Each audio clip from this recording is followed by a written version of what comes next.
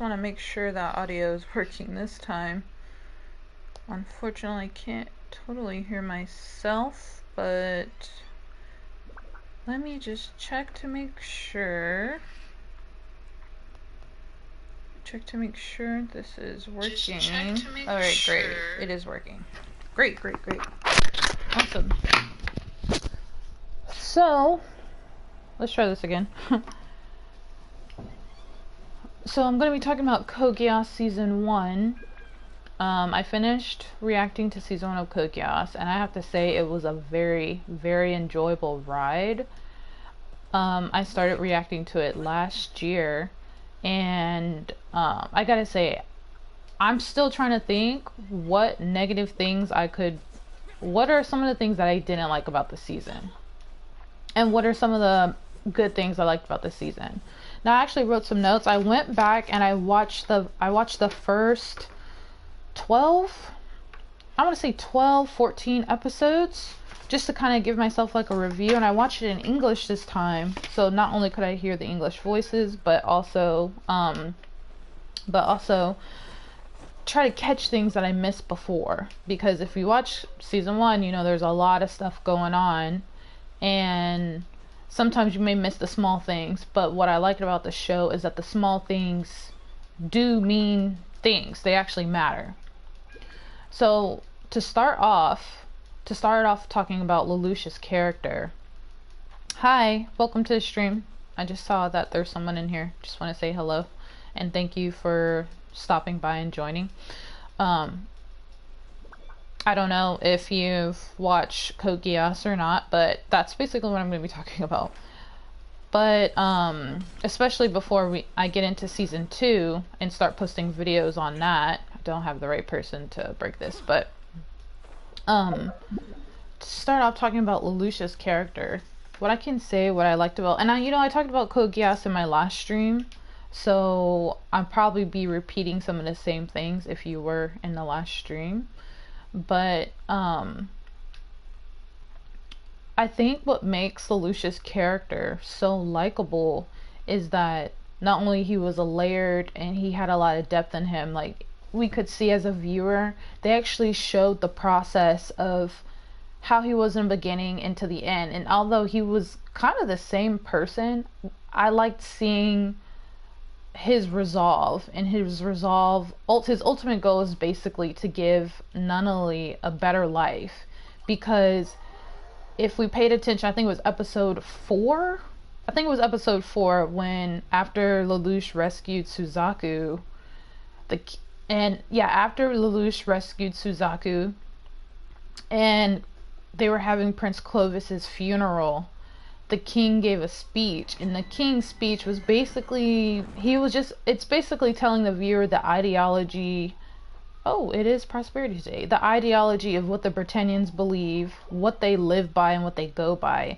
And if we look at just how the Britannians interact with each other, how they treat each other, how they treat the 11s, and just what the king says, they do not believe in equality, and they basically rule over people with their advanced technology. And I think the advancement of their technology plays a role in their ideology, because they do not believe in holding on to the past and respecting the past. They believe in power, and they believe in basically crushing people. And it's basically survival of the fittest. It's basically survival of the fittest. Oh, they're gonna let me have Zhao? Okay. It's survival of the fittest. And it's survival of the fittest, and by living by those ideals, then it excuses the behavior that anything is warranted to get ahead. And you can kind of see that, especially when Jeremiah was stripped of his position and he lost basically his title, which is everything, because if you want to get ahead, the Britannians is all about getting ahead of the world and being above people and superiority. Talk about superiority complexes. And how his people, when Zero, although there were rumors, Zero spread these rumors that Jeremiah was a traitor. But say those rumors weren't true, the fact that Jeremiah let Suzaku get away and his people turned on him so quickly, it shows just basically how they are as a people. They're very individualistic. They're an individualistic culture, and the Britannians are like an exaggerated form of Western culture. That's what they basically symbolize. What is going on here? Why are we not...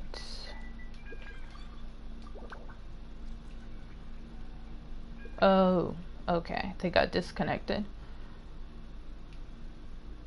Okay. Okay.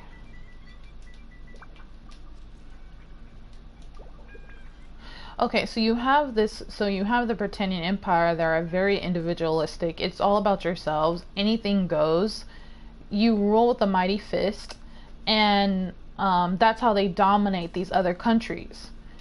And Britannian acts as a foil to the Japanese, or as Japanese culture, and Japanese culture is all about the group. They're a very collectivist culture, collectivist people, and you can kind of see that with Lelouch and Suzaku, prime examples. I don't know why. I guess I'm probably gonna leave this dungeon because their game crashed. I think the host, their game crashed, so I'm just gonna leave. Hi, hello, welcome to the stream. Thank you for coming. I'm talking about Code Geass Season 1. So I was saying that I started talking about Lelouch and talking about Britannians' culture, their ideology, and how their ideology reflects their thinking on how they're all about the future. There's no equality. People should not be equal, and those who basically are the strongest are meant to be on top, no matter what you do to other people.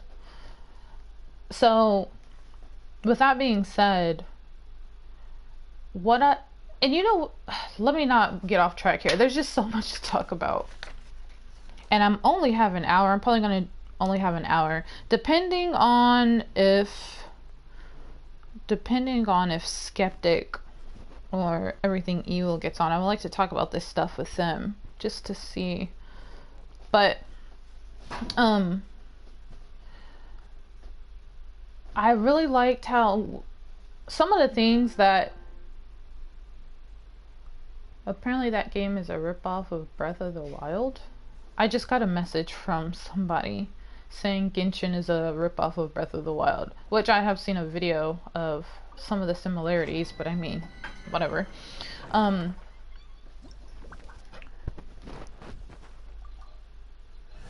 Okay, so I was saying why I think Lelouch is so likable.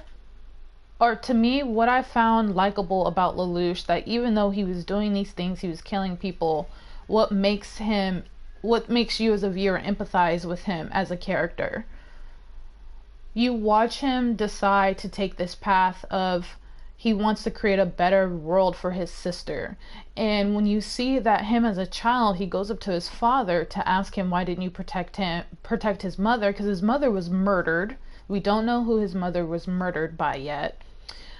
We see him go up to his father and say, how come you didn't protect her? Now, because of Britannians' ideologies and how they think, his father basically seemed like he did not give a crap. And then when he talked about how come you didn't come to see your daughter, Nunnally, he threw her to the wayside, because when the children are all essentially are going to fight for the throne, and if he's just like, if you're weak, then I have nothing, you can do nothing for me, and that is the whole Britannian way. So Lelouch is like, so I'm just supposed to give up on my sister, and that is what starts Lelouch on his path. He is denying his culture. He's denying what it means. He's denying that, and he just wants to give a better world for his sister. He wants his sister to be able to live in a world safely, where they're okay.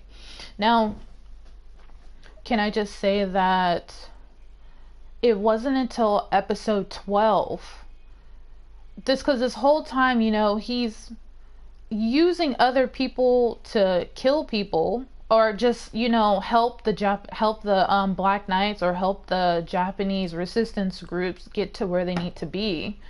But it's so interesting that although Lelouch rejects that idea of wanting to just throw his sister away, he's rejecting it. He's essentially still a Britannian and still acting like one, because once he starts to accept, well, episode 12 was when Shirley's father passed away, and he experiences firsthand personally how his actions affect those around him. Now, what makes him likable to me is that we see him really, he's like in the shower and he's really struggling with, you know, the contradictions of, you know, he is hurting people to get what he wants. And is it selfish? He's fully accepted the fact that it's very selfish indeed, and he's willing to do whatever it takes. He's decided that this is the path he's going to take to get to that better world for his sister. And it wasn't until that episode he was willing to sacrifice young people. Now, obviously, we don't agree with that. We don't agree with him sacrificing young people. But for him to still display the human qualities, because he still feels guilty, is what makes us as a viewer feel conflicted. I think later on, when we see him start to win and these people dying, it's like, oh, but then it's like, we get why he's doing it. And at the end of the day, the Britannian Empire is colonizing and pillaging people and killing people. So I think the whole point of the show is to not really be, hi, Evil, hello, I'm so glad you came. I'm glad you came. I'm going over like my notes and thoughts of season 1. There were some things that I totally missed. I watched up to episode 14 or 15 in English so I could just catch some things that I missed. But I'm just talking about, I think the show has done a great job at the Britannians representing a very exaggerated, they're like symbolizing Western culture. They're a very individualistic culture. They only care about themselves. It's every man for themselves. And then that conflicts with the Japanese culture of it's a collectivist culture. It's about the group. And we see how that in itself is why Suzaku is like a foil to Lelouch's character. I was going to bring some stuff up. So, okay. So some of the things I wanted to talk about, let me look at my notes here. Let me make sure I press triangle here. I'd noticed while watching these episodes again, there will be these one-liners in the show. There would be a one-liner that somebody says that to me not only was foreshadowing, but like to give you an example, when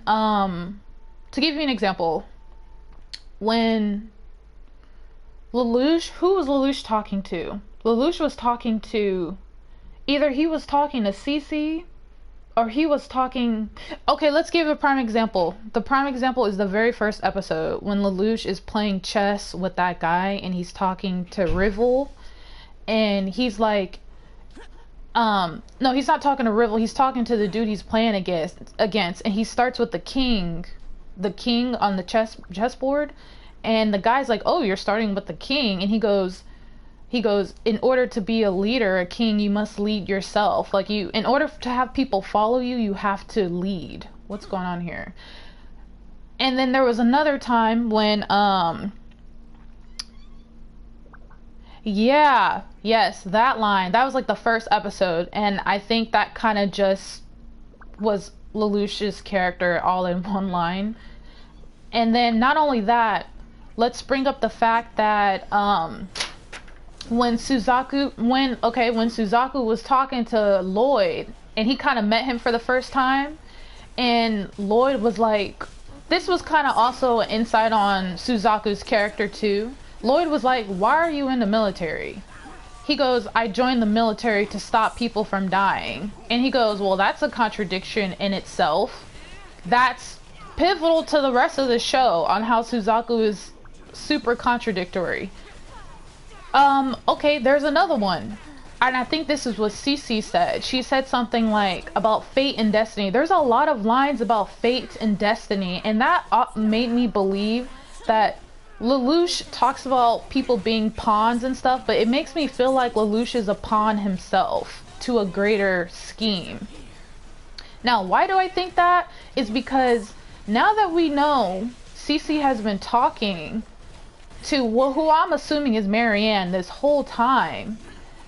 Like when, if you look at episode, I think it was episode 3, when he was like in Cornelius was about, his identity was about to be revealed, right? And he was stuck. He was about to be revealed, and then Cece showed up dressed as him, and she basically caused a distraction so he could get away. She was saying, like, I'm not his guardian, you know? Like, she's just talking to someone. And it made me think, like, what if this was all a big plot? Like, this was a part of destiny and fate that Lelouch was going to do this. And Cece plays a role of making this stuff happen. And, okay, not only that, okay, there was also a part where the king said he was talking to Clovis. And this was after Clovis died. The king was in that celestial place, and the king was talking to Clovis. And this guy came up, he's like, I just got done talking to my son. I think the king and Cece are similar. And how Cece revealed that she's a witch, it makes me feel like, is the king a warlock? Is he something supernatural? You know what I mean? Because they both were talking to dead people, essentially. Now, okay, let me accept that. Okay, hold on, let me look at my notes. My notes are kind of all over the place. There was just a bunch of stuff I wanted to bring up. Some of the other things I liked about this show was how, okay, I rewatched that episode where it was after Yuffie saved Nina from the hotel thing, and this is where Cody just want to show so much is going on at once. When you rewatch it, you pick up. Yes, I definitely picked up a lot of extra stuff, for sure. Especially since I started Code Geass last year, like in the middle of last year, and then I'm finishing it now, this year. So there was some stuff, like those earlier episodes in the season I watched last year. So I think Code Geass does such a good job with establishing characters and doing very, very subtle things that reveal to us like character development and who they are. Nina is a good example. Nina, who is Nina? Nina is basically the very irrational bigot. She's the one that has an irrational fear of the other group of people. She's that Westerner in the show. She's that Westerner in the show that has such an irrational fear of the 11s. She's the racist, right? And Euphemia saving her, you know, from the hotel was what started her obsession of her extreme infatuation. And I think Nina was, as conservative as she was, that it revealed her sexuality, because I rewatched that episode where she was basically masturbating to Euphemia, the magazine Euphemia, in the school, and then Nunnally walked in on her. Do you remember that? You know, when I first saw that, I didn't know what she was doing, but it was such a subtle thing, and I think I saw like juices on the table. She was using the table as like stimulation, and she was looking at Euphemia's picture. And that was like the first sign of Nina's extreme infatuation. Yeah, poor too. But what did that reveal to us as a viewer? It revealed to us that Nina, the start of her infatuation and what she thought of Yuffie, and that establishes that, you know, after Euphemia's death, why Nina was the way she was. Now, mix that in with her being racist and her, you know, just wanting to get revenge, blaming Zero. What am I doing? We gotta kill this dude. Her reaction to Euphemia's death, I mean, Nina was like the school shooter. Like, let's be real here. She was that type. you know? And I think that's what makes me like Code Geass so much. Yeah, there was a... and the people... It took me... Yes, yo, I watched that today. I saw that today. Before I started streaming, I saw that episode today, and I was like... I had to pause it. I was like, what? Is that what I think that is? And then she, like, had her climactic moment. And, like, I was like, oh, God. All right. But, yeah, I mean, that reveals, like, her sexuality. Like, she was in love with Euphemia. She was in love with her, and that's what drove her to do what she did later, build that bomb and stuff. So, something else I wanted to bring up was, hold on, let me look at this. I wrote so much stuff down. It's kind of all over the place. It's just so much stuff I wanted to bring up.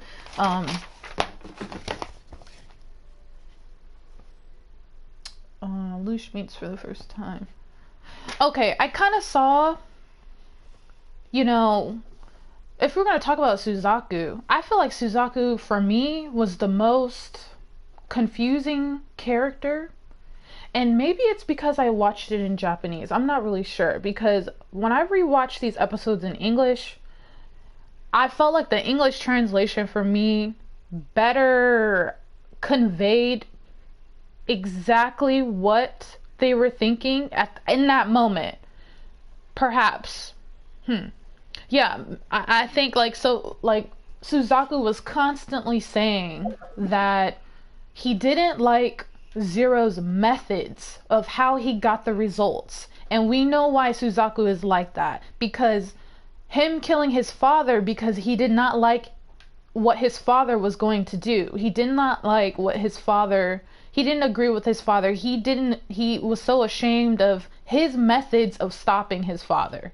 Which is, and what he did the worst possible thing. He killed his father. So in turn, he did not want to live anymore, and he felt so ashamed, and he didn't really have a reason to live. And he joined the military to, from what I understood, to make up for that. But he did not agree with Lelouch's methods. And to me, you know, that was the contradictory aspect about Suzaku, because it's like, do you agree with the Britannian's efforts? Do you agree with... Not that he did agree with what Britannia was doing, but, like... When he was on Kamine Island with Callan and she was calling him out, he was just basically like, I don't want to see people... He's like, you start to feel empty inside. If you do things the wrong way, and even if you get what you want, does it really matter if you went about it the wrong way and you don't feel... It's like, in the inside, how can you really call yourself like a good person if you go about it the wrong way? But then Callan was like, who are you to judge what is right or wrong? So I would say Suzaku to me was the most confusing but interesting, because he basically served as the foil for Lelouch. Now, Lelouch got the results, and it's not that he didn't care about how he went about it, but he was more set and accepting that this is the way it's going to have to be. I think... so when you finally learn what he did, oh, okay, well, yeah. Because when I found out that he killed his father, I was like, oh, okay. Like, okay, so that's why you're messed up. I guess I just was like, there were many moments in the series where, like, later on when Zero was like, join with me, but I know why he didn't join, because he didn't agree with what Zero was doing, you know? And I'm just curious to know for season 2, I just don't even know what happened to Suzaku. I really don't know. I know he didn't die. That's for sure. But what? Hold on.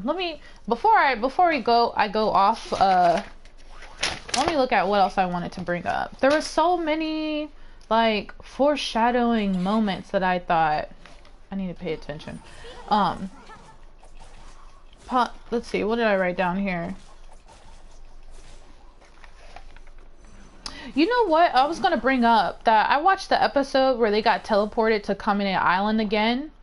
And this is why I kind of felt like Suzaku, Lelouch are maybe a pawn in a bigger scheme of things was, okay, one, when Suzaku and Lelouch and Yuffie met up again, like they found each other and they were about to argue and they were about to do a trade-off, right? And they stepped on his platform and we see like a quick glance of Vivi that now that we know is Vivi, right?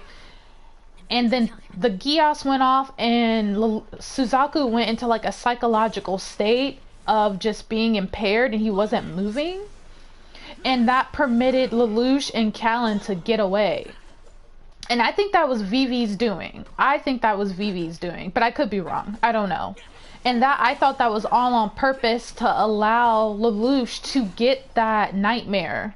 So he could the nightmare that could fly away. And that nightmare is what helped him later on. But I don't know. I'm not really sure. Now, and I also kind of saw the Kamine Island meetup. I saw that as that being the last time, you know, like Callan and Suzaku's relationship. That was the last time they had. I felt like the last time, like it was like foreshadowing up to their battle that they had with each other in the last episodes, and how their ideologies and what they felt would clash in battle. And then Yuffie and Lelouch, that was kind of like the last time they had their heart-to-heart talk.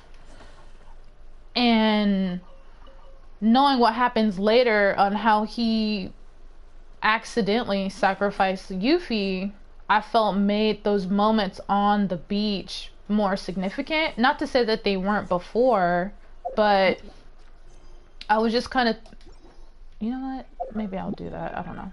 I was just kind of thinking about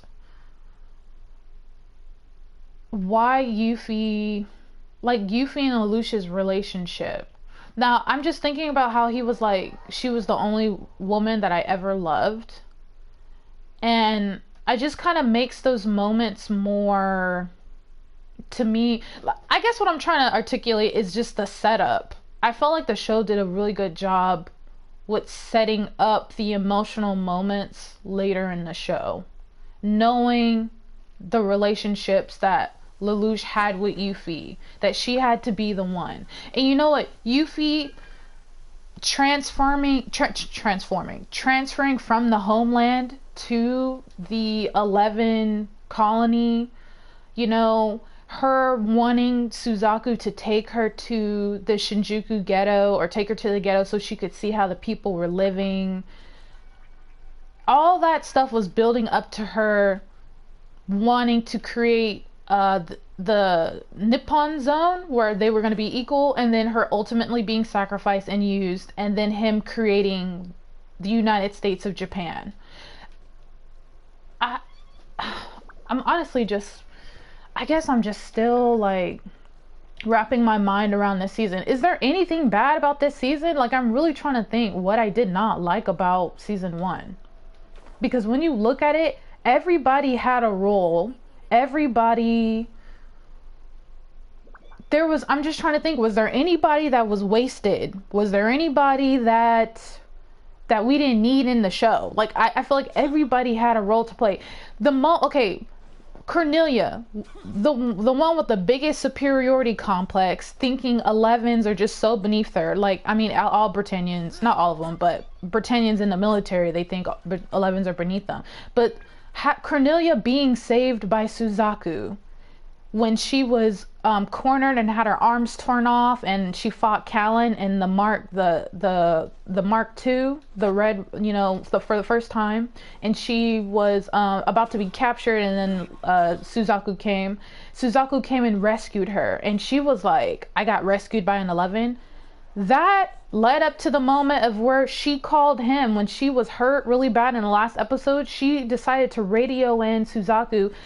Well, one, because he's kind of proven himself, but also because he was Yuffie's knight and Yuffie believed in him. And after Yuffie's death, you know, she more so accepted Suzaku. But like, everything was just, I thought the structure of the show was just done so well. The very subtle moments that you could easily miss. I remember when I was watching the episodes for the first time, how Violetta contacted Shirley.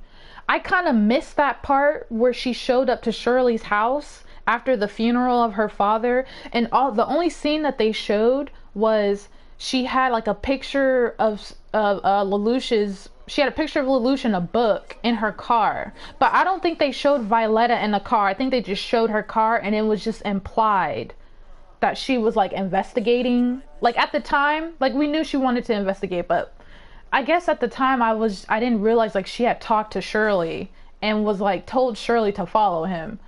I think I got kind of confused at that, but it was just very subtle stuff, and that's what I can appreciate. I can appreciate when there's not a lot of exposition to tell the viewer everything, and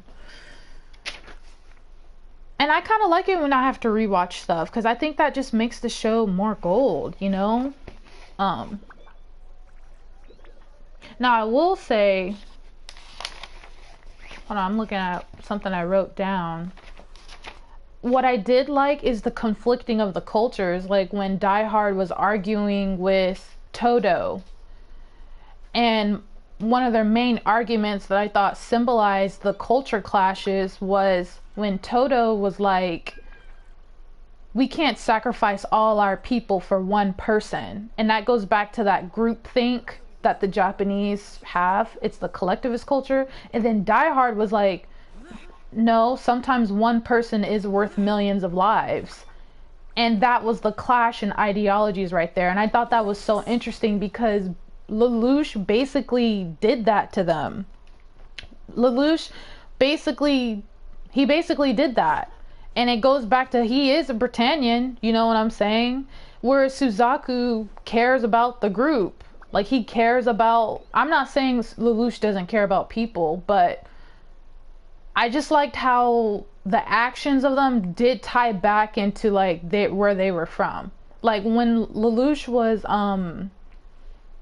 basically he abandoned the Knights for Nunnally, which I totally get. Like I get why he did that, but it does go back to, okay, he is thinking about himself and his family. I mean, from day one he was, but you know, it's like a lot of the Japanese died because he did that. He left the battle.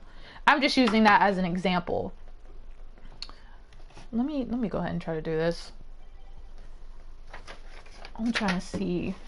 Now, predictions for season 2. Okay. So I think it's going to go back to the king okay, wait. Speaking of the king, there was a moment where the king was like, if I could remember the exact words that he said, he said something like, we're going to commence with the plan. He's really going to, like, he was just standing there staring out into like the sky where they're floating. And he was like, he's really going to do it. Or he was just saying stuff as if he's been watching the whole time. Does that make sense? I'm not saying like he's been watching Lelouch's every move, but to me, it makes me feel like there's a bigger scheme plan going on. I don't know. I've just been getting these vibes that there's a bigger scheme or plan going on, and I don't know if Lelouch is upon himself in a bigger role. Like his destiny, he's meant to do what he did. I'm not sure. Now I do want to go back to what Cecile said to Suzaku, and I think this was like between episodes 4 and 5 or 6. Suzaku, no, this was right when Yuffie allowed him to go to school and he was doing homework. He was sitting next to Cecile and he was doing homework and he was like apologizing and stuff. She goes, no, I think it's great that you're in school. How's school going? He goes, well, I have a friend there. And she said something like, it's your destiny or your fate to meet this friend, and you're going to meet him in the future, or you're going to keep meeting him. Something like that. She said something on the lines of that, and it made me think about the very last episode of how it was fated and it was destiny for him to find out that Zero was his best friend the whole time, and it was just fate for them to clash like that. I could be reaching, but I've been really paying attention to what like what Lloyd would say, what Cecile would say, just like these one-liners that the characters would be saying, and then when you think about it, it really plays a role into what happens later in the show. So when I saw that, I said, there's something with destiny or fate here. There's like a bunch of themes of destiny and fate. Hold on, did somebody come in my world? Okay, yeah, they did. Okay, good. Did they? Okay, there we go. I was like, where are they at? Be like, what's up? But yeah, I honestly, I don't know. I'm curious to know what happened with the Nina thing, with the bomb in the end. How'd that get resolved? Because I know they didn't blow themselves up. I know that. Someone had to stop her. Are we doing this? Are we doing this thing or not? We need to do the Mechanicus Theater thing. Let me see. What else did I want to bring up? Hold on. Let me turn. Okay, I will say something that I thought it was interesting. How when Yuffie died, in her like casket, Suzaku left his pocket watch with Yuffie, and to me that symbolized. Hold on. Somebody. I don't know, my phone is kind of slow to update the comments I just saw. Waiting for this to update.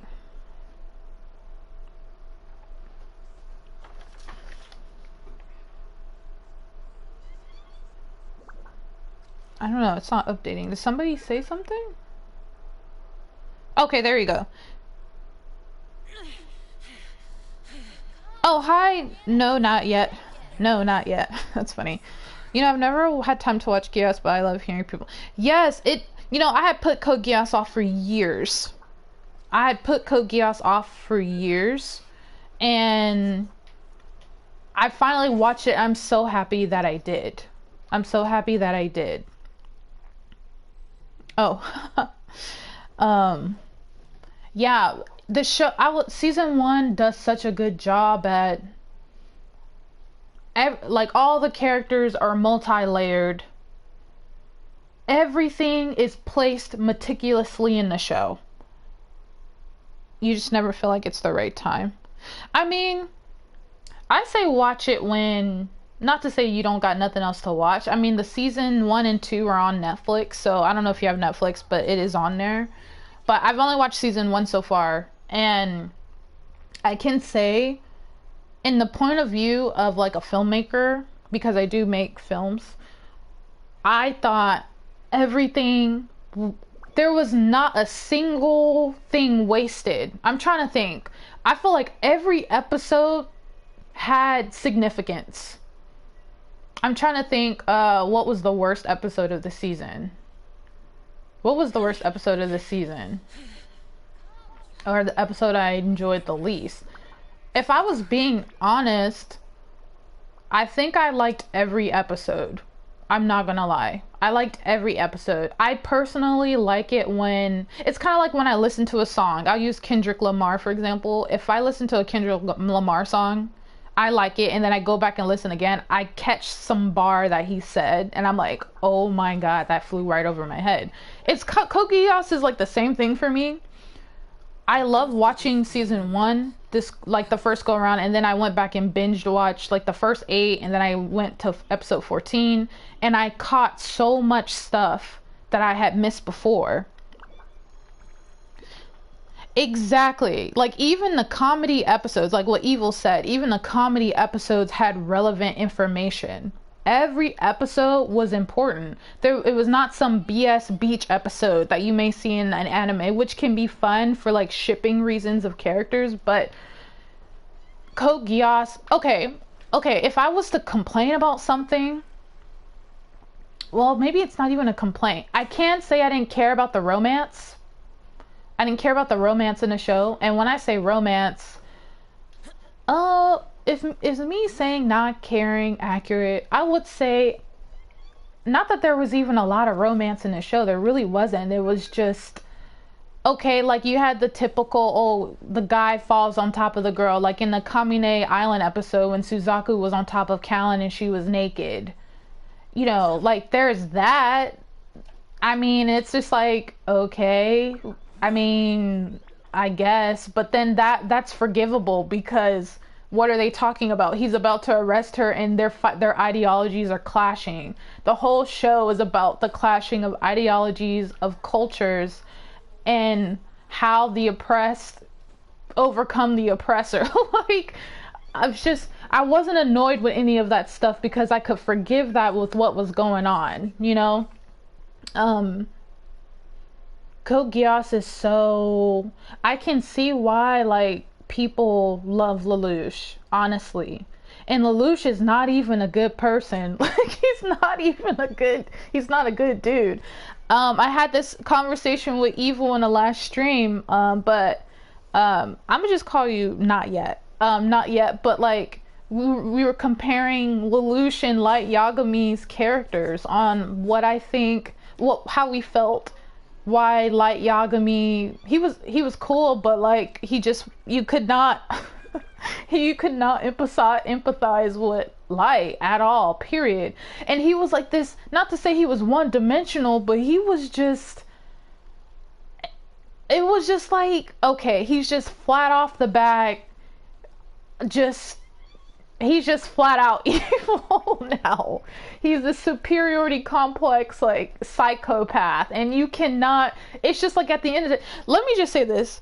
Exactly, you can't relate to Light, but like with Lelouch, in my opinion, you can relate to his internal struggle with what he's doing. You can at least know that that's realistic in a human being, is I guess what I'm trying to go.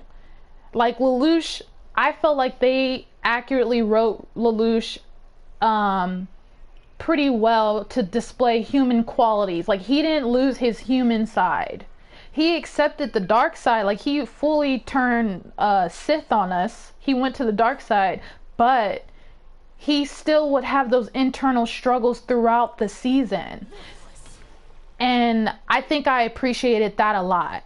I don't know if you guys watched Jujutsu Kaisen, not to have spoilers or anything, but there was a moment where like the main character had like that realization moment where he was not as strong. Like, I like it when main characters have these internal battles over what they're doing, or they have like these epiphany moments that allows them to grow as a character. You know, they don't just stay the same. Where I felt with Light Yagami, he was just, we get it, you're smart, we get it. I'm not gonna lie, when L died, I was like, I fucking hate Light Yagami.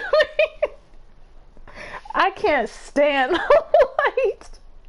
When L died, that was another Yuffie moment for me, Evil, was when L died. I cried when L died, not gonna lie.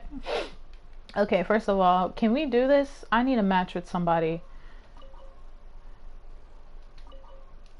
Okay, we're gonna match with somebody. But I will say, okay, what else I wanted to bring up? Okay, another thing that I wanted to talk about was just yeah, RP to a real one. He was another real one. Yuffie, L, Hughes from FMA, Jiraiya. We're not going to talk about Clannad. We don't talk about Clannad. We're not doing that yet. We're going to have that conversation later. Like, I can't. I guess, okay, maybe I can do some just predictions for season 2. Let me make sure I brought up everything. Oh yeah, okay. I was gonna say, back to that whole the King leads line. It's like the first episode, right? He says that line.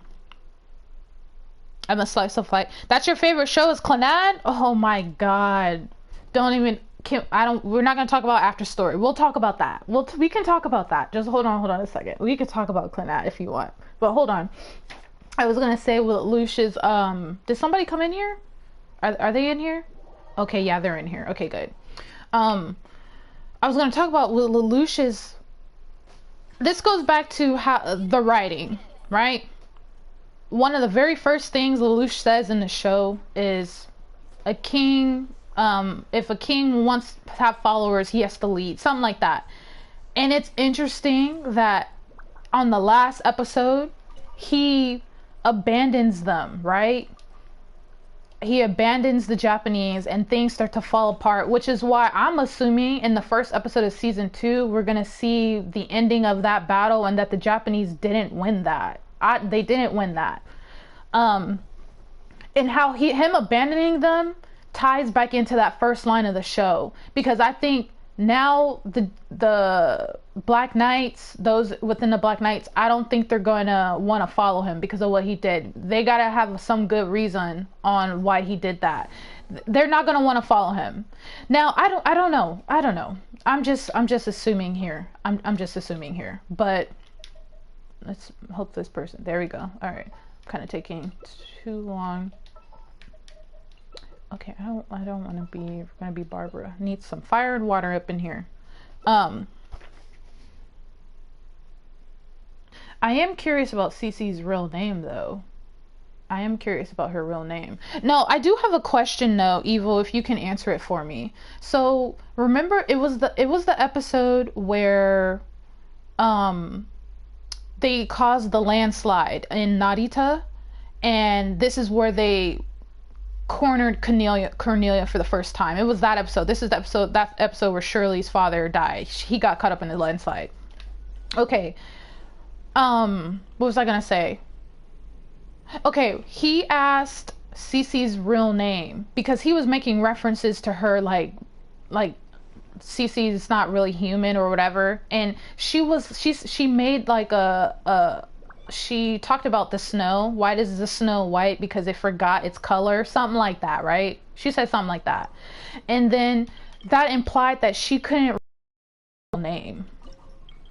That's what that implied. That's what I got. And then later, when they were in the cave, it was after she touched... She like caused Suzaku to go into like a state of shock, right?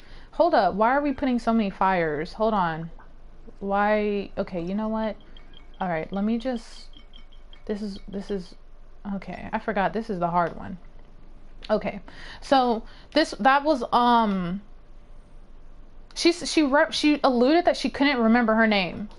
And then, when they were in the cave, after the whole fiasco with Suzaku, and she touched him, and then Lelouch touched her, and then he saw like some memories of her. She said that she remembered. She said, "Oh, you called me by my real name." Was that her remembering when he did that? Right? That's my question. I know it took me a while to get to that question. Do you know what I mean? Oh my god. Come on. Okay. Like, I guess, I don't know if my question was clear or what, but did, what's her name, not remember Cece? She didn't remember her name, and then she remembered her name after Lelouch touched her. And then that's when Lelouch found out her real name, and then he called her a real name, but you know, us as the viewer, we don't know her real name. I don't understand why he put...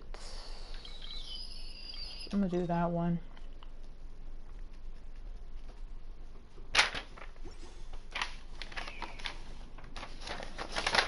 I may not do well in this defense tower because I am not to say that I'm not paying attention, but I am not. Wait. Okay, you want me to take this down? Go ahead.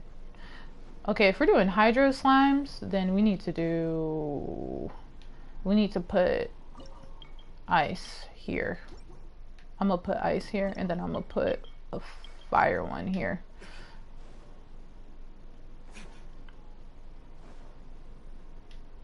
Okay, are you good? She was just remembering... Oh my god, we don't have a... Oh, we do have ice. Okay, cool. She was just remembering someone from her past using her real name, I guess. Pretty sure she's always known her real name, but chooses not to use it. Hi, Farmer Crew. Lelouch overheard her saying her own name while she was Oh, snap. I fell down while reading your comment. Okay. Oh, okay. Okay. Oh, okay. If anything, I could just rewatch that part again because I saw that today. I saw that episode again today just to review it. I see. Okay.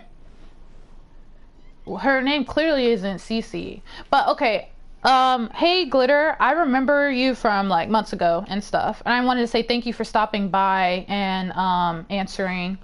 But I was just, we were just talking about season 1. I finished season 1 and I wanted to do this for season 2. What? What do you want, bro? Wait, what do you want me to put here? What? Oh my god. Yeah, we gotta put, oh my god, I gotta put more stuff here. So I'm gonna put an ice here. So yeah, we're just talking about season 1 and predictions for season 2. So I don't know if I should, let me see, what else did I want to talk about? Because I kind of said most of everything of how I thought about season 1.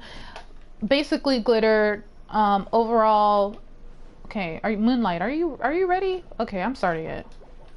Okay, basically, I felt like season 1 did such a good job.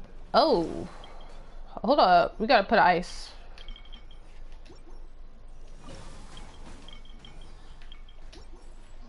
Oh my god, there we go.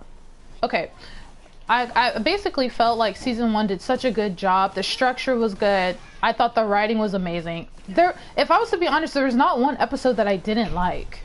There was not one episode that I did not like, to be quite honest with you.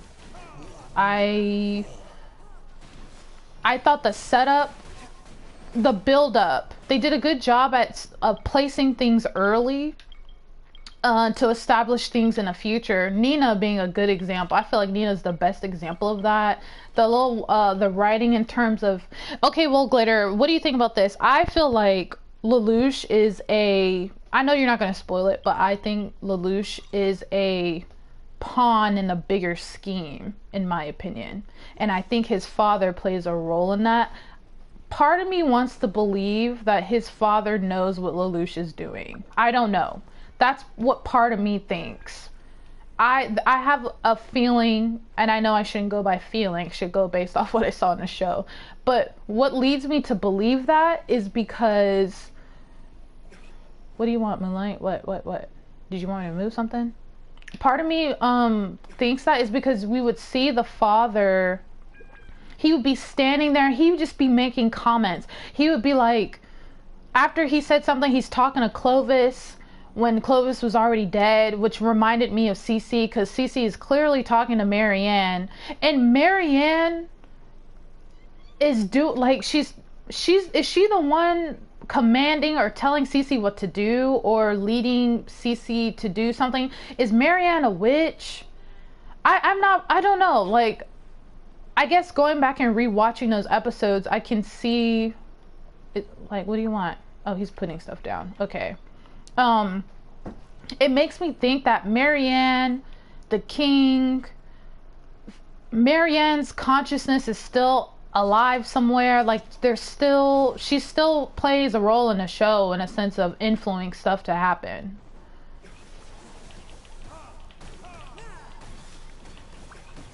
Okay, hold up. Ooh. Oh, no. Okay, good. Okay, I'm just making sure these people are these, oh crap. Oh, no.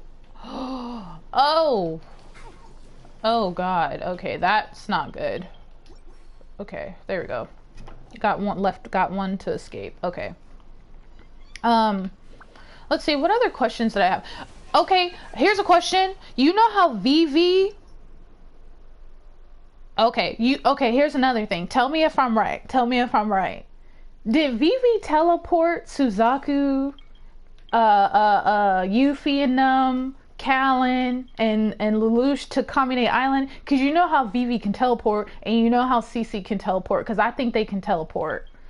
I think it's clear that they can teleport. We got a Hydro Abyss Mage. Was Vivi the one that teleported them to the island so they could get to that cave, where the door is, so they know where the door is, period, so Lelouch and Suzaku know to go back to that island later in the future, right? I don't know, right? That's what I think. What is this? Is this water? Hold on, let me get rid of this and put well, we got a hydro mage. Let me put that right there. But where is the hydro mage gonna be is the question.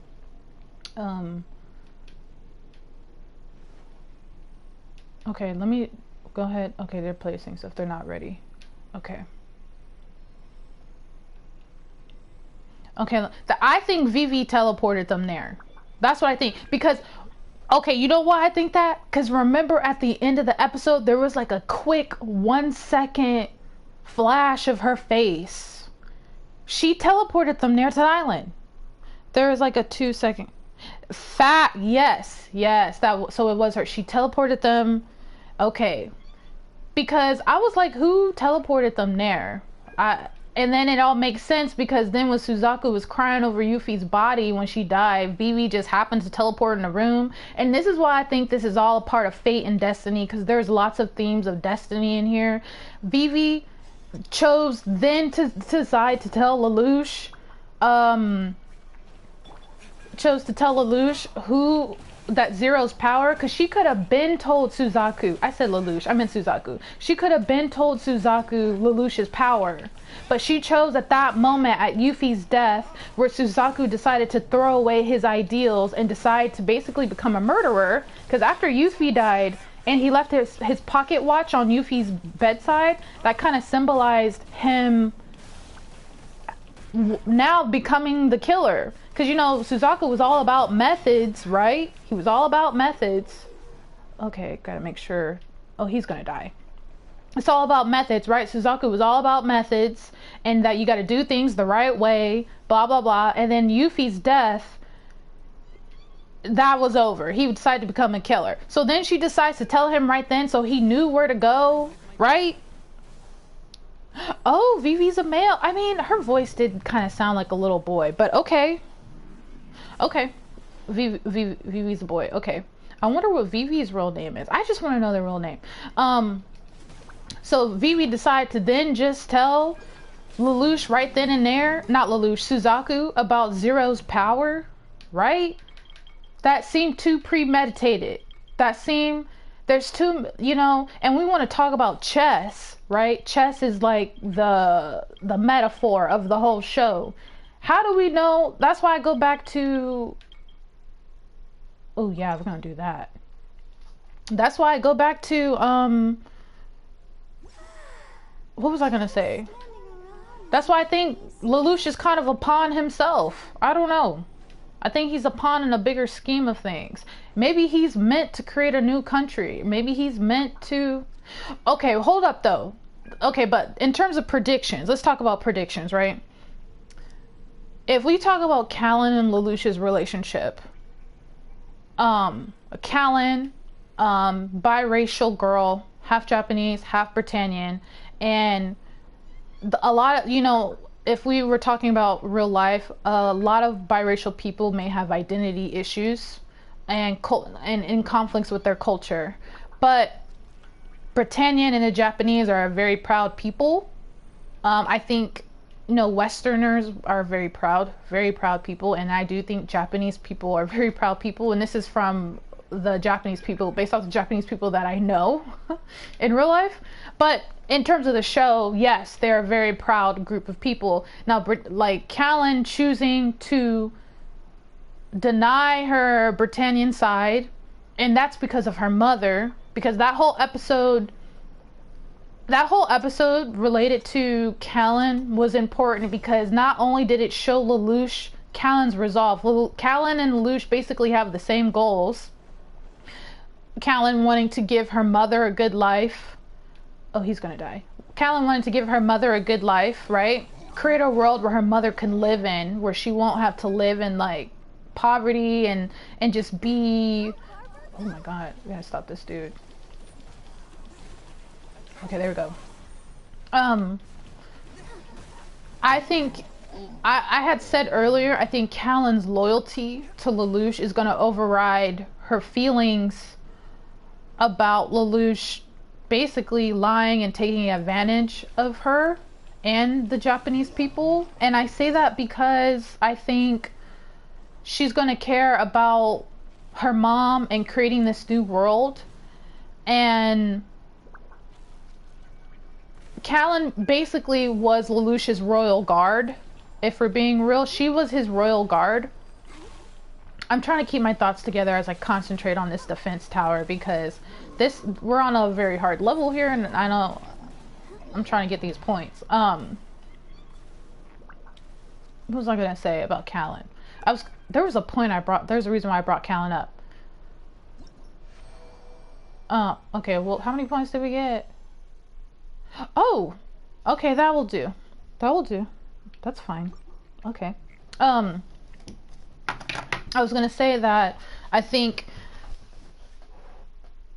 you know, the whole episode with Callan, it showed Lelouch that of her resolve, that she was willing to do anything as well. And that was with and that also clashed with Suzaku's ideology as well, because she had something to fight for. It was her mom, creating a new world for her mom.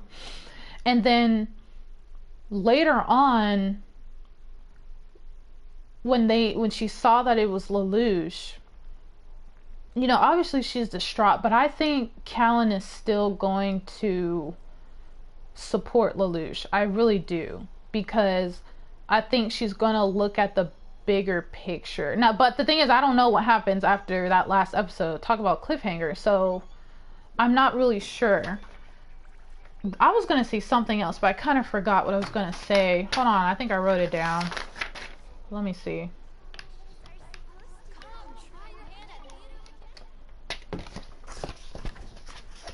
Let's see. Jump. No.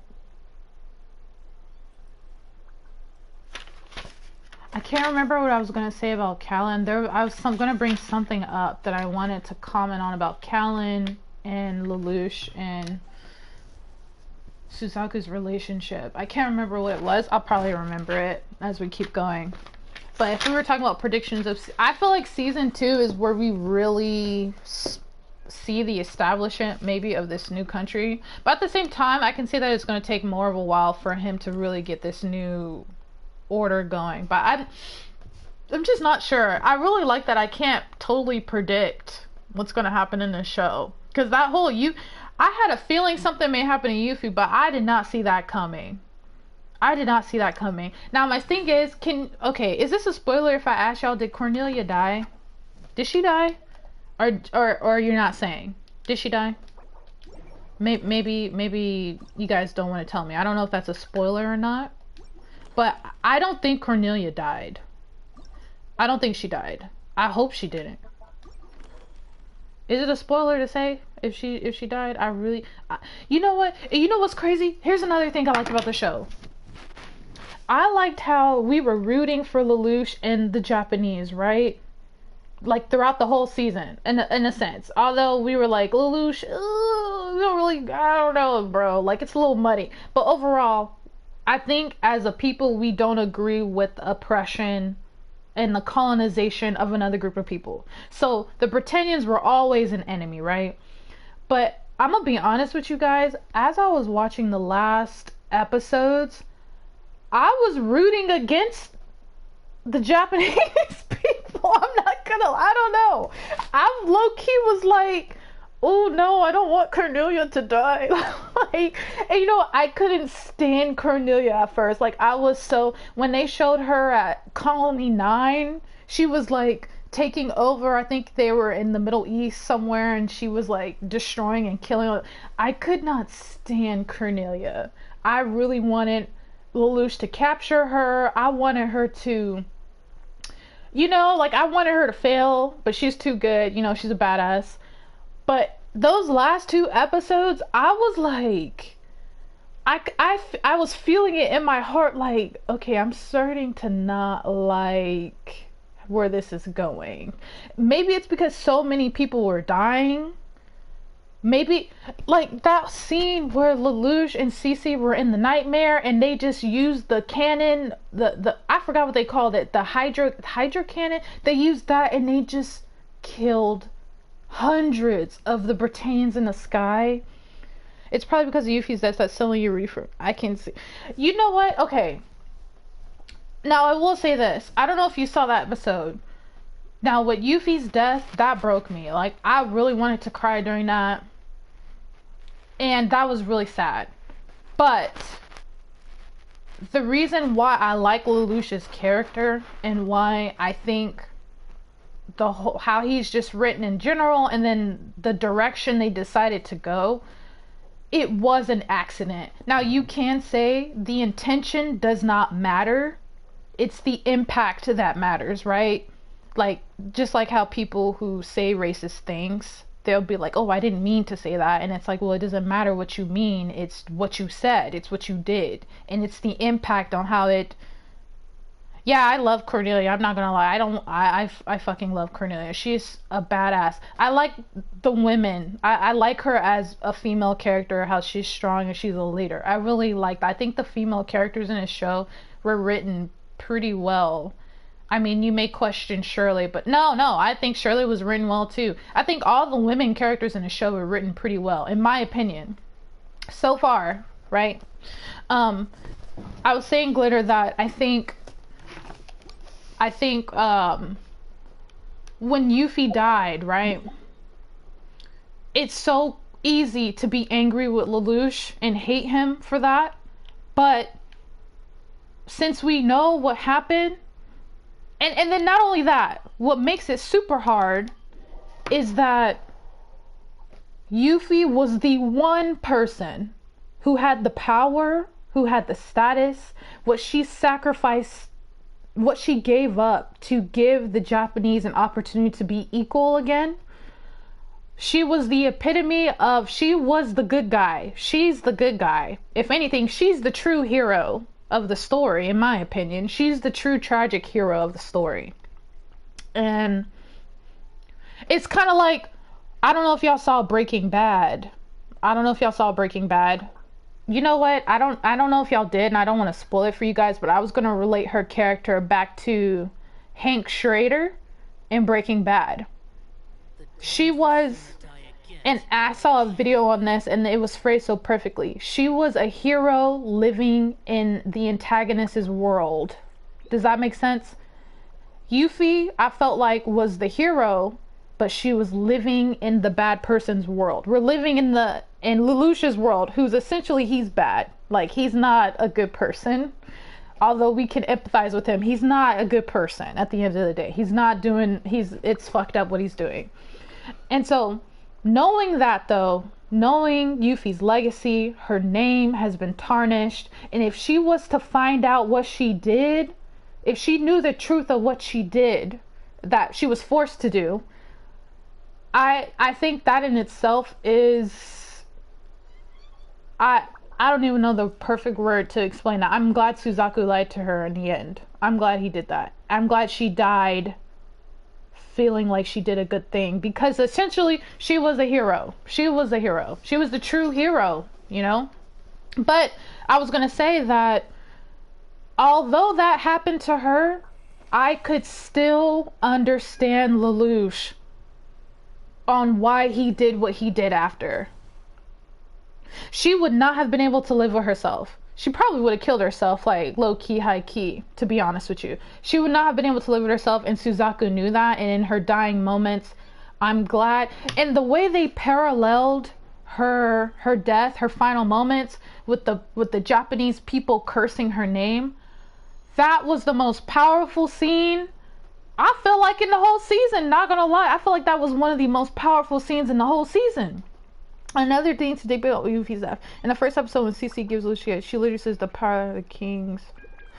She did say that. The power of the kings will isolate you. She said, if you choose to walk this path, she was like, you'll choose to be alone. That's right, she did say that. But regardless of all that, Glitter, regardless of what we know about Yuffie, all of that, I could still empathize with Lelouch, because what was he supposed to do after that? If he was to create this world that Yuffie wanted, if he was to continue with his goal of giving Nunnally what she deserved,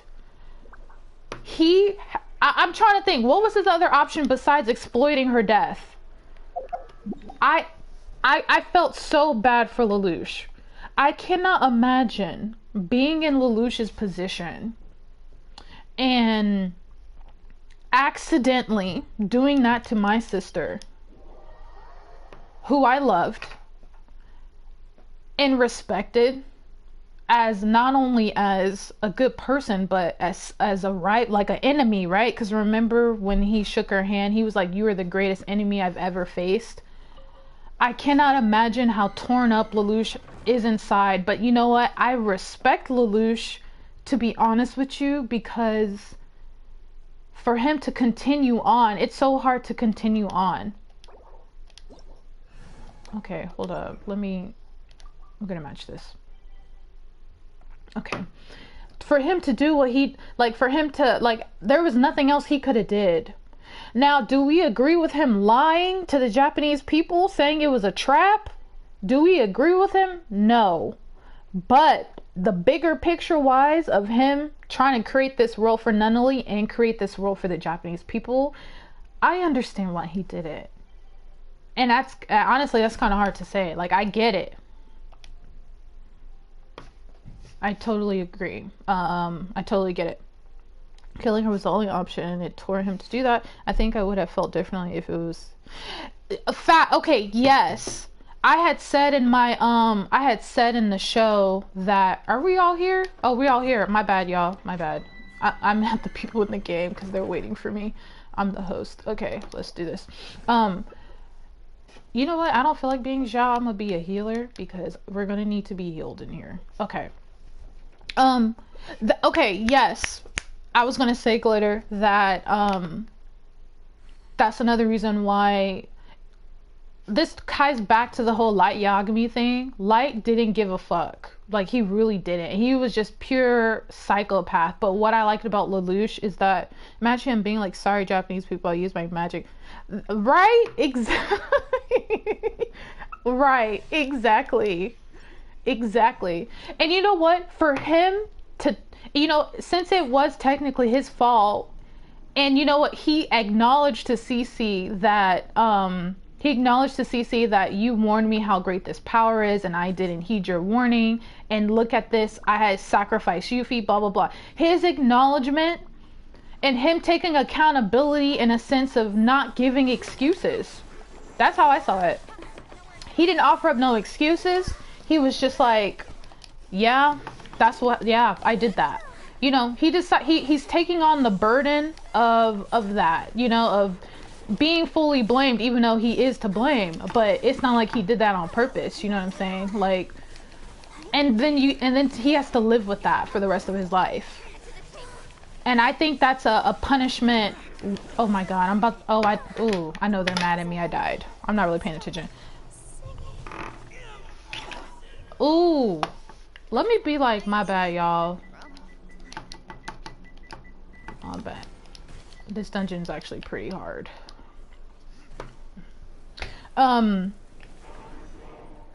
Yeah. So I think, yeah, I was about to say Yuffie. If Lelouch was completely indifferent, I would have been like, oh, fuck this guy. Like, honestly, I would have been like, oh, screw you, Lelouch. But he wasn't. He wasn't. I like that he, and then honestly, I like that, not that I liked it, but he just had to. Okay, we're gonna leave the domain because somebody left. He just had to exploit what happened. And you know what? I wonder, like, if people in real life, like, you know how, I'm trying to think of a scenario in real life, what would have to happen for you to, no, it'd have to be something really bad, but like, I think Lelouch is gonna live with a lot of pain and a lot of suffering internally, but knowing that he gave his sister that world, it's worth it to him. And I can respect Lelouch for that, although we don't want the things to happen, but they did. Now, okay, here's another thing I noticed in the show, of consistent themes in the show, especially with the Britannians. And this ties in with Lelouch. No matter, as much as Lelouch wants to deny, hold on, what are your thoughts on Suzaku? Well, I get his good intention, I just can't with him, but I do like his character and how he, okay, so you kind of came in late. I talked about Suzaku. I talked about I said earlier that I felt like Suzaku was so confusing to me, and he was such a hypocrite. I was so tired of him. I was like, Suzaku's okay. So I watched the episodes in English, and hearing the English translation, I felt like was better understanding for me. Okay, we don't got a healer in here. I need a healer, bro. Okay, whatever. Okay, I'm gonna die because I need this character that I'm playing. He needs a healer because he loses health when he does a special. It drains my health. Okay, anyway, Suzaku, okay, he was a hypocrite. We get tired of him. It's like, what? I was at a certain point, Glitter, I was like, Suzaku, what do you want Zero to do? What are your plans? You want people to do things the right way? What is the right way? What is it because it's not your way? Like, what is it? Like, I was getting so tired of him. And then I watched it in English, and I watched the English translation, and he was like, he doesn't agree. Say, okay, if you want an apple from the tree, right? You want an apple from the tree, but you got to kill the cat in the tree to get the apple. It doesn't justify getting the apple, right? Okay, I understand that logic, right? But to me, if that's your way of how you want to do things, you better offer up some solutions yourself. That's how I see it. Oh my God. Okay. Okay. Okay. And then with Suzaku, as like I understand that the reason why he's like that, he didn't like that his father was going to continue resisting Britannian, right? And Suzaku felt like if his father continued resisting Britannia, more Japanese people would die. So he took it in his own hands and killed his father.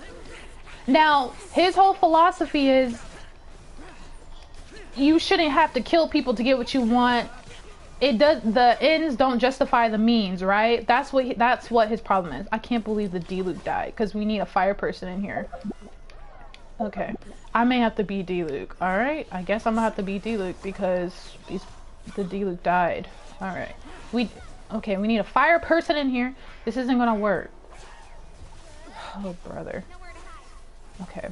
What was I gonna say? To answer your question, yeah, I got really tired of him, to be honest. And the reason why he's doing that is because he doesn't want people to make the same mistake that he made. He doesn't want Callan, he doesn't want Zero to kill people to get what they want, because that's what he did. That's what he did to his father.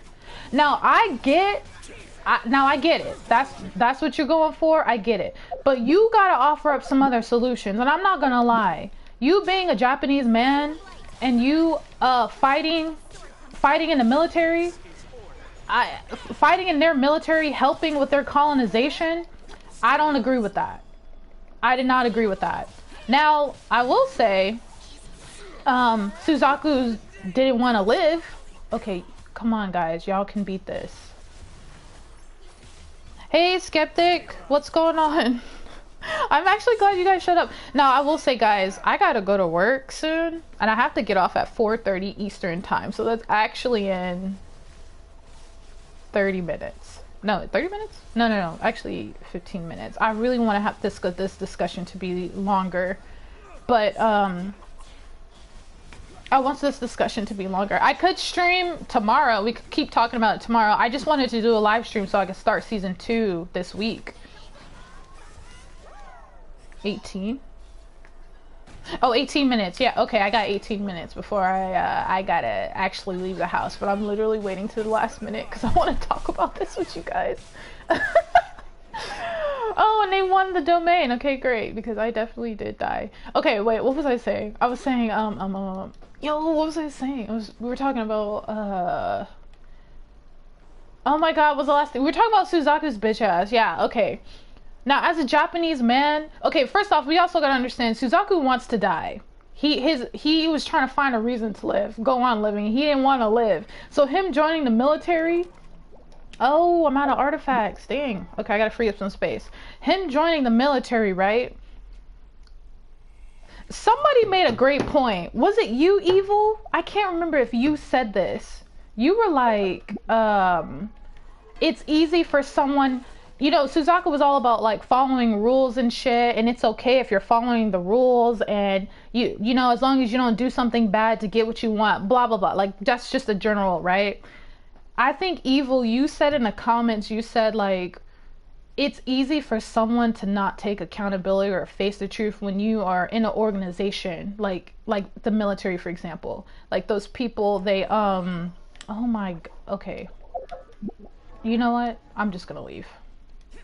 Hold up. Hello, leave. Okay. It's easy for you to not think that you're doing something when you're in a group of people or in an organization, right? Like the military, you know, if you're in the military, you are going to other countries and you are contributing to the colonization of other countries. It's easy for you to not put blame on yourself or think of yourself as an individual when it's an organization doing that, if that makes sense. I think, Evil, you said something like that. Oh, okay. I can't remember who said that. I gotta look back in a video, but that person was like, it's easy to not take accountability when you're in a group and everybody's doing the same thing. So Suzaku being in the military, and if you bring, but that's the thing, Lloyd brought up that okay, Skeptic, it was you. Okay, Skeptic, yeah, that was you. Then that was you. It's probably you, because it was either one of you two. You guys said that. Sorry, but I was gonna. Oh my God, I just lost my train of thought. I was gonna say, but you know what? Lloyd brought up that very point to him, right? Suzaku's the type of dude who be like, if he's dating a girl and his girlfriend's cheating on him, he'd be like, I feel like she is. I'm pretty sure she is, but you know what? I don't really think she is. Like, it's like he knows the truth, but he don't want to face the truth, right? I feel like Suzaku's that type of person. Just like when Lelouch was like, how did you know? Did you know it was me?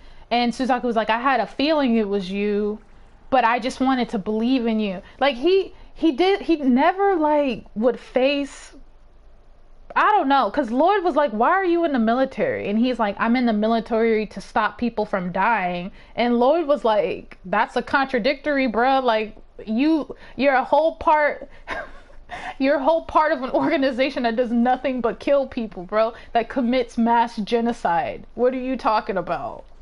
Like, what are you talking about? Suzaku was just very like, he just got on my nerves. He got on my nerves so much. But I feel like Suzaku was, for me, the least relatable.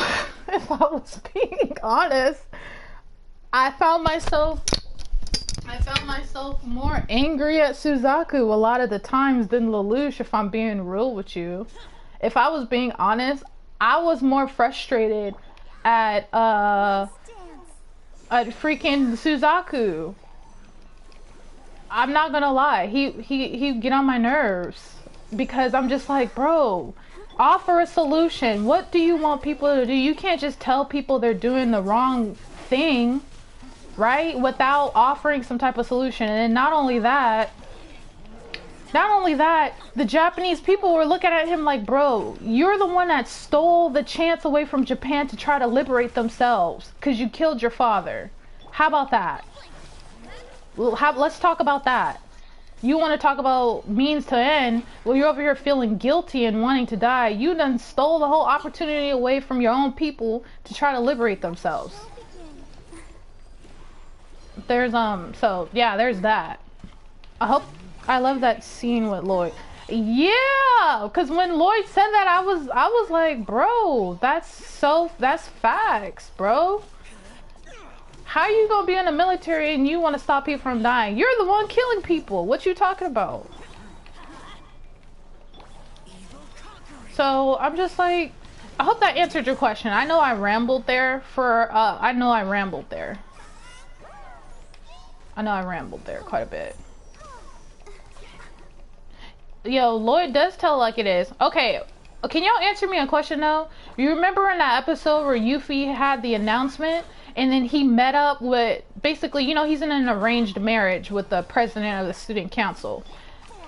And then I kind of didn't understand it. I probably should have watched it in English, that one part, because I didn't understand what... Like, he wanted to marry her because of why? Why, like, why did he want to marry her again? You know? And then what's her name? Cecile was like, he's not interested in the opposite sex. I just took that as he's asexual. That's what I just took that as. But he wanted to marry, what's her name? You know, the blonde girl. Because of why? Why did he want to marry her?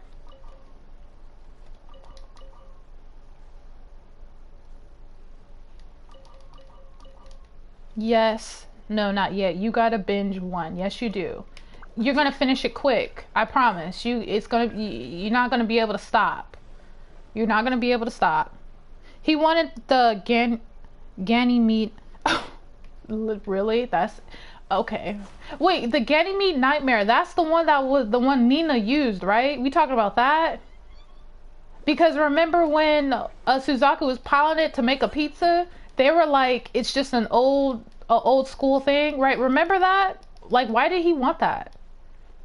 Am I confusing the Ganymede nightmare with something else?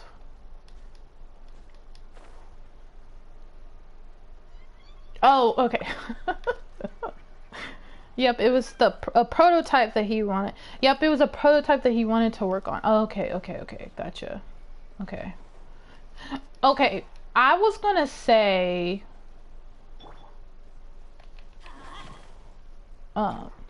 he's just a nerd for... I'm dead. He really over here... He's just like, I just want the prototype. I could give a crap who I'm married to. I really like Lloyd. He was funny. And you know what?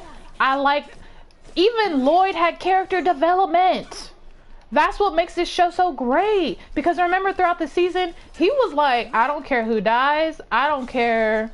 I do not care who, I don't care. I just need the Lancelot to be piloted so we can test it. And I want, you know, we need to find a devicer, blah, blah, blah. For Millie, it was just to restore her family status by marrying him since he... Yeah. I know for Millie, she didn't want to do it, but she said the Stridford family wasn't what it used to be, and that would have gave them more status. So I do know why she, like, had to marry. I just didn't know why Lloyd wanted to. Because it seemed like it was more so his choice. He was the one who, like... I think picked her. Like it was arranged through him, his people. It seemed like, but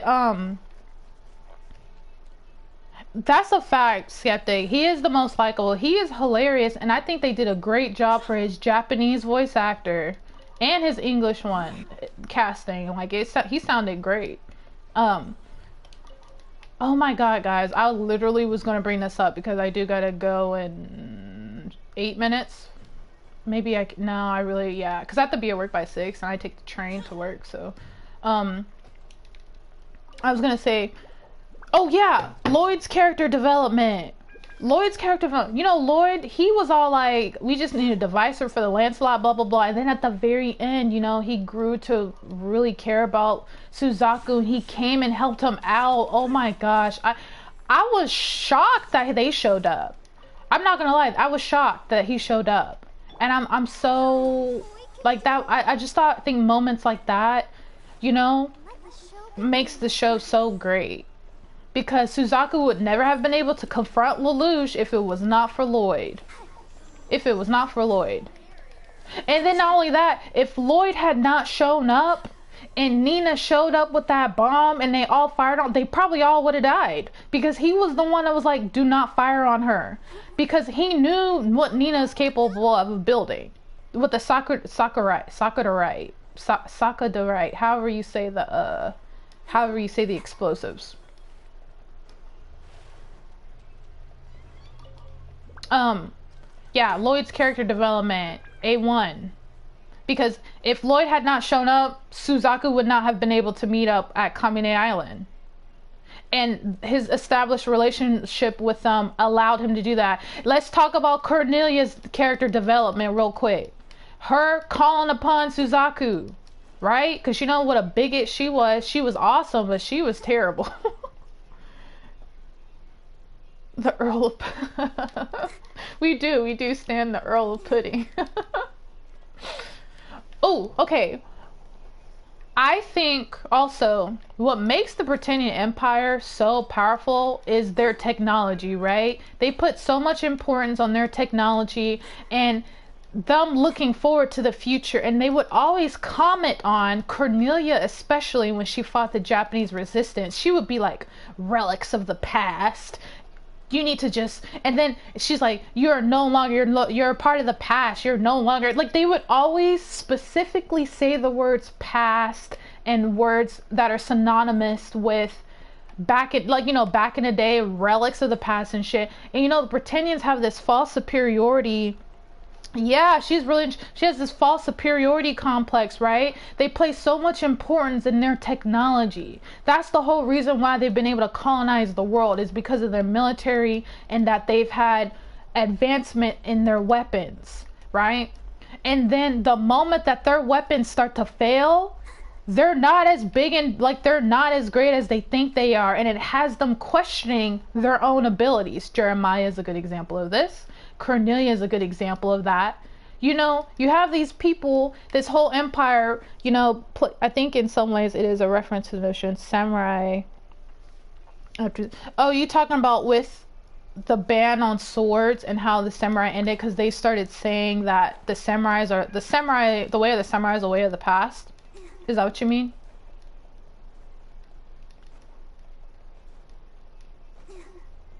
And the way they had westernization pushed. Oh yeah. And you know what's interesting? I was gonna tie that back into Suzaku and Lelouch's character. I was gonna say that at the end, when Suzaku confronts Lelouch, the whole Britannian way and the Japanese way, I feel like ultimately clashes there, because we can talk all we want how Lelouch, you know, denies his family and whatever, but at the end of the day, he's still a Britannian, right? He was like, when Suzaku brought up, how could you do that to Yuffie? You should have joined up with her first. Suzaku was like, that's in the past.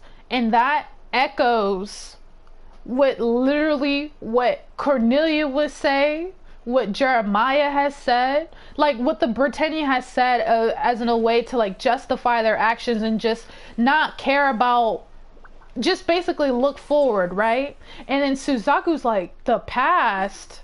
Bro, what the fuck are you talking about? She died yesterday. Like, and it's interesting with those clashes there. I kind of picked up on that when I had rewatched the last episode, and just some of the dialogue that the characters would say, because it's like the characters would say the same shit. They'd be like, Cornelia would be like, relics of the past. I'm like, dang, I mean, yeah, they got takes, you're not wrong, but that's a very specific thing to say there, Cornelia.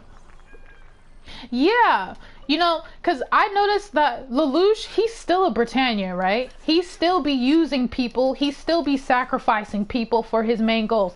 That is the whole way of the Britannian Empire, to get ahead, right? Essentially, that's like their whole way.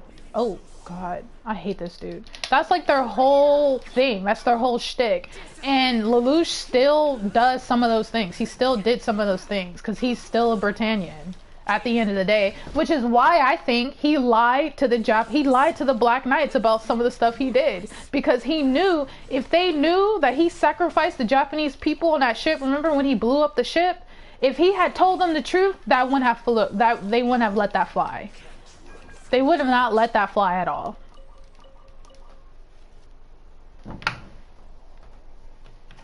And it's like, yo, we be watching Lelouch do these things throughout the show, and it's like, yeah, he is a Britannian. He is a Britannian. That is his culture. Like, that's what they do. He want to take down the royal family. He's going to use people to do it. Just like how in the military, you know, they turn their backs on each other at the slightest chance. Like, just like Jeremiah's people tried to kill him because, well, they thought he was a traitor. But also, you know, he lost his title. He had to start over from rank 1. You know what I'm saying? So that's like the Britannian way. So you got this Britannian Lelouch leading these Japanese people. They ain't got the same ideas, essentially. I mean, they got the same goals, but the way they go about doing things, I think it correlates with where they come from. Oh, guys, I really want to continue this. You know what? Let me see. If I come back from, would you guys want to continue this conversation tonight? Reduced to just standing around. How absurd.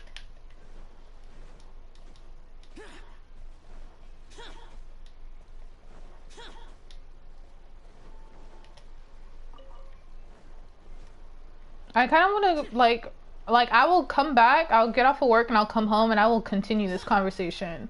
We can have this stream like later and we can talk more about season 1.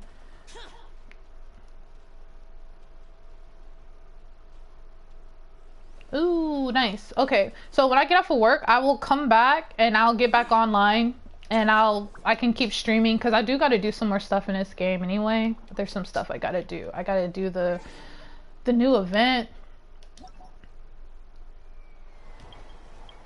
See, I'm trying to get these characters. That's between her and him. I'm not sure who I want.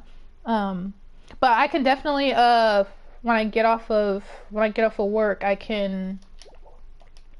can come back, continue having this conversation. There's just so much to unpack and unload, you know what I'm saying? Like, it is just, I really enjoyed Code Geass. Like, so to you, not yet, you said you haven't watched it. You need to binge watch the show because I think you would really enjoy it and you could probably appreciate like what we're talking about, you know. Well, you say you like to hear when people talk about it, so I'm just saying, like, I think you would really enjoy it. I need to put these artifacts back on him. But I'm gonna get out of here, guys. I literally should be walking out the door right now. But I'm just having so much fun. But I'm gonna come back tonight, guys. Probably when I get off of work. Hopefully it's not too late because I be getting home at like 1 in the morning, not gonna lie. So I'll get on stream. If you guys are here, we can continue talking, and then that way I'll start season 2. I'll have season 2 episode 1 posted.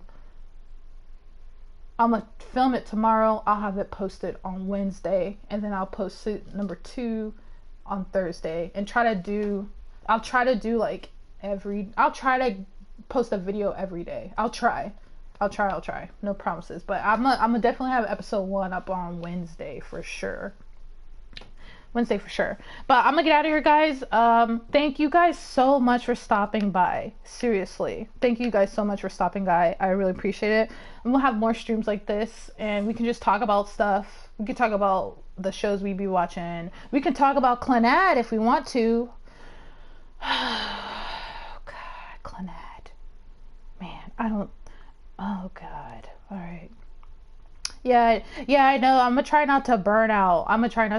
But no, I think before I moved, I was posting like 3 videos per week because I was doing Code Geass. I did Jujutsu Kaisen. I gotta catch up with Jujutsu Kaisen. So my computer is so slow, so it makes it hard. But I do want to start Steins Gate. Not gonna lie, I want to start Steins Gate, and I really want to watch Wonder Egg Priority. But we'll talk about this. We can talk about this later. I'll catch you guys later, and I will talk to you guys soon. You guys have a great day. See you later tonight.